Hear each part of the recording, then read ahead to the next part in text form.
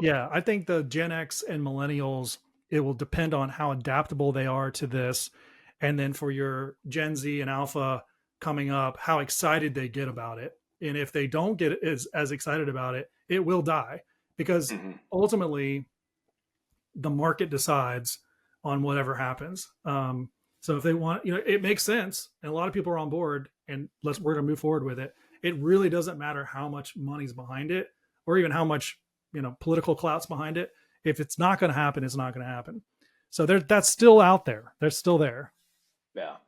Yeah, but I think the general direction is anything that lowers cost usually wins. Yes, And you're right about that. Because just the time savings and the cost savings that are coming yes, our way are so astronomical that, they're going to win. So yes, we'll see. I Yeah. think the opposite of this conversation is the human element, because a lot of what we're talking about is becoming more specialized, doing less of, like, if we went from paper to Excel, that's a big shift. And you could do tremendously more with Excel than you could on paper or the calculator. Um, and I think it's similar to that. It's not the same, potentially exponential shift versus incremental. But the mentality is still there. The mentality is still the same. Of that shift has to happen. And I think that the human side of it still is in play, right? So as from a marketer, and having content marketing agency, the shift I see happening there in real time is the shift to more personalized content, more community oriented, where even B2B brands are trying to create communities around what they do, and add value to their customer before they become a customer. There's a lot more value that has to be added up the chain versus right at the point of sale and beyond. People want to feel like they're a part of something. They want to, even to the point of, does this mesh with who I am as a person? That's how I'm making my decisions.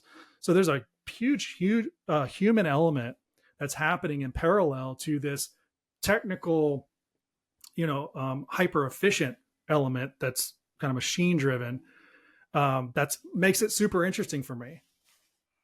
Yeah, and there was this study that was done on physicians with AI not too long ago, and what they found was that when physicians were diagnosing patients with problems, um, and they compared their diagnosis versus AI's diagnosis, guess Yeah. what? They held up about 50-50. They Yeah. were right on line, and so we're doing just fine there. Yeah.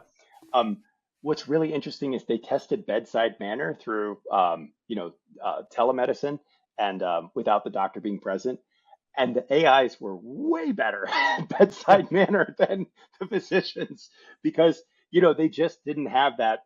They never got tired, right? They never dealt with any of those things. So when you think about the human element of this, I think the Yeah. one thing that softens the blow for all of us is that no matter how frustrated or angry you are or mad at AI, you're going to get some benefit from it, and it pretty much is Sure. indestructible in terms of its Yes. willingness to have. It's never going to, recoil from You your can't hurt its frustration. feelings. You cannot hurt its feelings, and I think that's really funny.